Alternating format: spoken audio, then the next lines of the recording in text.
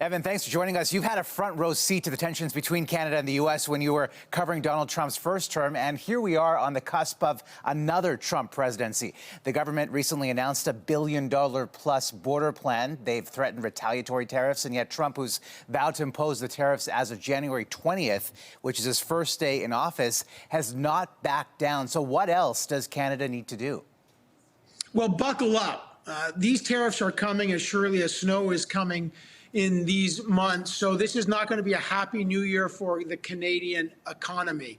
This is happening at the singularly worst time for the Canadian government to be in chaos, disarray, and dysfunction. Canada needs a unified front with its premiers. It doesn't have that. The premiers are sending out individual messages, and the Liberal government is in disarray, and Donald Trump smells blood. There will be a trade war. And Canada's best hope right now, before they get united, is for about the 34 U.S. states that depend on Canada as their most important trading partner to realize that these U.S. tariffs are going to hurt them as much as Canada, and they become proxy allies to Canada and pressure Donald Trump to reinsert the Canadian exception to the tariffs. You brought up the disarray in Canadian politics, and so many of us were tracking that towards the end of 2024 and now into 2025. How much of this chaos is an advantage for Donald Trump? Donald Trump preys on weakness. Look, you and I remember Trump 1.0. He was a new president, didn't know where the bathrooms were in the White House yet. He was surrounded by kind of experienced staff members that were active guardrails. Trump 2.0, they're more experienced, they're more radical, they know what they're doing, they're faster, and they're significantly more committed to tariffs. And Donald Trump is a shark, and he knows there's blood in the water in Canada. You've seen him taunt Justin Trudeau as the governor of Canada, as the 51st state. You've seen him recognize how weak the Trudeau government is.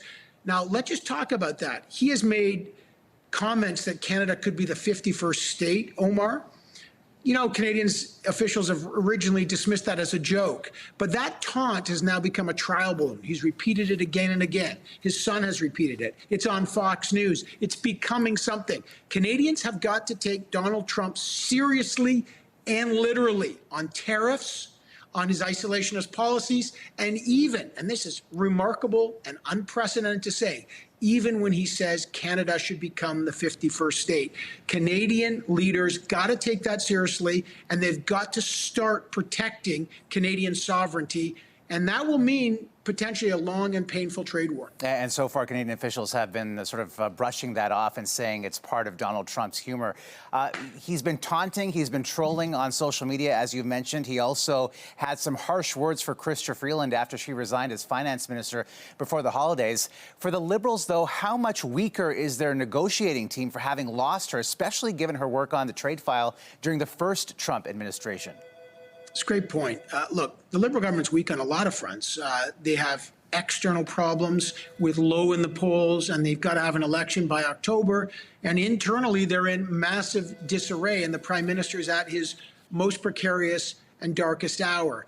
Because of Chrystia Freeland, because Chrystia Freeland's letter that dismissed Justin Trudeau's agenda as political gimmicks at a time when the trade war with the United States is potentially imminent. Look, Donald Trump never liked Chrystia Freeland for lots of reasons. One of them was in the first new NAFTA negotiation in Trump 1.0, he wanted access to Canadian dairy, banking, telecom, and she led the charge that protected those. And it emerged as a good deal for Canada as well. So he's glad to see Chrystia Freeland go, and he's always glad to take a shot at any opponent that he didn't dominate and win. Now, what he's doing is reasserting his negotiating power by pointing out every single weakness in the Canadian team. So the Canadian team, whoever's going to lead that team, that quote-unquote Team Canada, they have to have the confidence of their own party, the premiers, and the country. And so far, Omar, we haven't seen that.